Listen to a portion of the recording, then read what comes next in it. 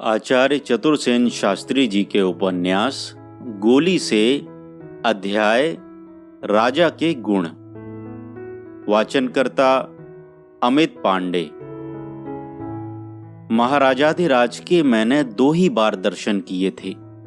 एक गढ़ी में, जबकि मैं उनके रुआब और राजपद से अभिभूत हो गई थी। उस समय मेरे लिए सब कुछ अननुभूत, अद्भुत, अतर्कित और अकल्पित था। दूसरे यहाँ महल में, जबकि मेरा मन उनके प्रति वितृष्णा और घृणा से भर गया था। दोनों ही अवसर ऐसे असाधारण थे कि दोनों ही बार मेरी चेतना मूर्छित हो गई और मैं अपने में सीमित रही ही नहीं। परंतु आगे चलकर उनके गुण दोषों का मुझे विस्तृत परिचय मिला। महाराजाधिराज को 30,000 रुपये जेब खर्च के लिए रियासत से प्रतिमास मिलते थे और इतनी ही आय उनकी व्यक्तिगत जायदाद से हो जाती थी। बंबई, कलकत्ते में उनकी कोठियां किराए पर चलती थीं। वह अनेक कंपनियों के हिस्सेदार थे। जब बंबई कलकत्ता जाते, सट्टा फाटका भी करते थे। घुड़दौड़ में उन्हें दांव लगाने का बड़ा शौक था। इस प्रकार उनकी वार्षिक आय 7-6 लाख रुपए के लगभग थी, जो सबकी सब लान तान में खर्च हो जाती थी। यह तो मुझे बाद में मालूम हुआ कि वे संस्कृत के पंडित और अंग्रेजी के भी विद्वान थे। 2 बार विलायत हो आए हैं। एक बार तो विश्व भ्रमण भी कर चुके हैं। वह अंग्रेजों की भांति अंग्रेजी धारा प्रवाह बोल सकते थे, श्लोकों का अर्थ लगा सकते थे। सैकड़ों श्लोक उन्हें कंठस्थ थे। हिंदी के वह केवल काव्य मर्मज्ञ ही नहीं, अच्छे कवि भी थे। जब वह मौज में होते, कविता करते, मुझे सुनाते। मेरे आने के बाद तो उनका दिन रात का अधिकांश समय मेरे ही सानिध्य में कटता था। वह कहा करते थे, पहले पंडितों की सभा में अपना काव्य सुनाकर उनकी प्रशंसा प्राप्त करने की चेष्टा करता था, पर अब तो तुझे ही सुनाता हूँ, तेरे ही लिए काव्य रचता हूँ, तू ही मेरी सरस्वती का आलंबन है। पंडित लोग भांति भांति का मुंह बनाकर मेरी रचनाओं की प्रशंसात्मक आलोचना करते थे। तू केवल मुस्कुराकर मेरी ओर देखती है, पर तेरा यह देखना मुझे बहुत भाता है, बहुत मीठा लगता है। अब उन पंडितों के पोपले झुर्रियों से भरे मुखों की प्रशंसा से मेरा क्या प्रयोजन, कि जब तू साक्षात वीणा धारिणी सरस्वती शरदकालीन मेघ के समान उज्ज्वल शम शोभा धारिणी शरदेंदु मुखी मेरे सम्मुख उपस्थित है। ऐसी ही बातें वह करते थे और मैं कलमुही ये बातें सुन सुनकर मस्त हो जाती थी। भला किसी को इतने बड़े राजा के मुख से ऐसी प्रशंसा सुनने को मिली होगी, खासकर मुझ जैसी मूर्खा गोली गुलाम को। मैं सुनते अघाती नहीं थी। जी चाहता था सुनती ही रहूं और राजा इससे बहुत प्रसन्न हो जाते थे। संगीत में भी वह पारंगत थे। सितार, मृदंग और इसराज वह कौशल से बजा सकते थे। बड़े बड़े कलावंत उनके सामने कान पकड़ते थे। उनका आलाप मेघ गर्जना के समान था। वह वातावरण में भूकंप सा लाता था।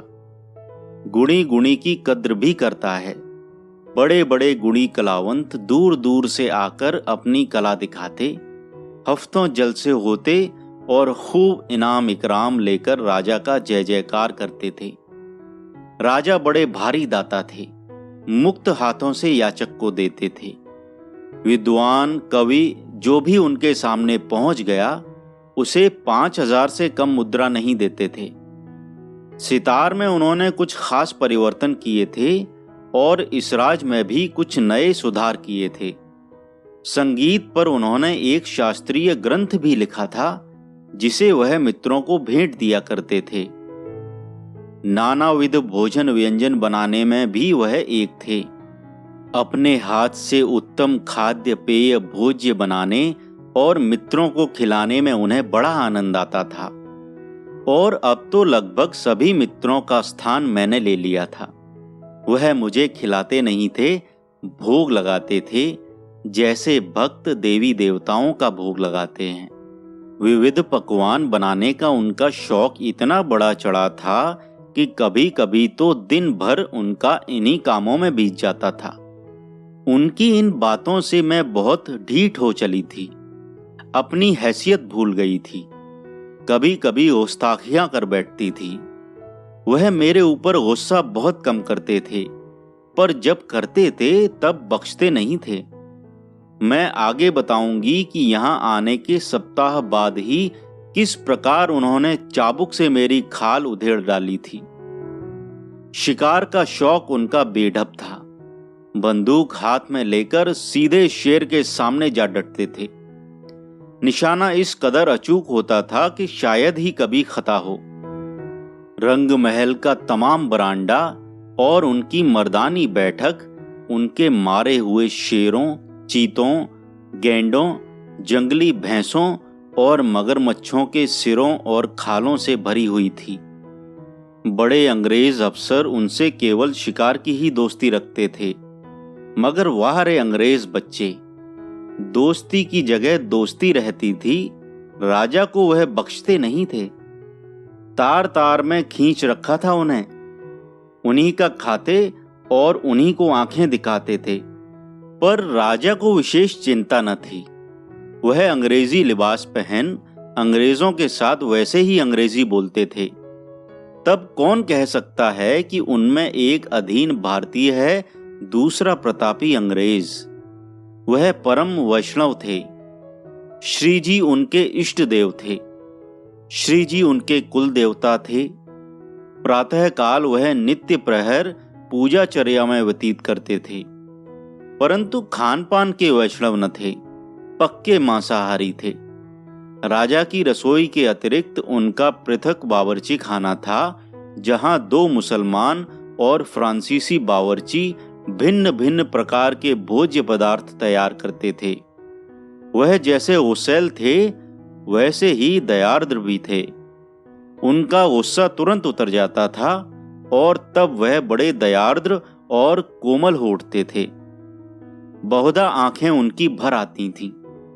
कभी कभी आत्म प्रताड़ना से वह बहुत ही विकल हो उठते थे।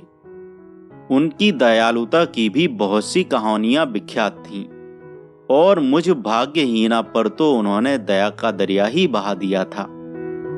कभी कभी तो वह भेड़ की भांति सीधे और आज्ञाकारी बन जाते थे, पर जब वह अपनी हट पर उतरते थे तब ब्रह्मा भी उन्हें टस से मस नहीं कर सकता था।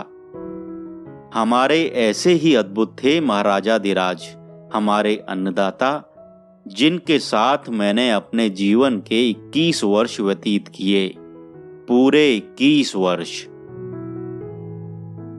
आचार्य चतुरसेन शास्त्री जी के उपन्यास गोली से, अध्याय राजा के गुण।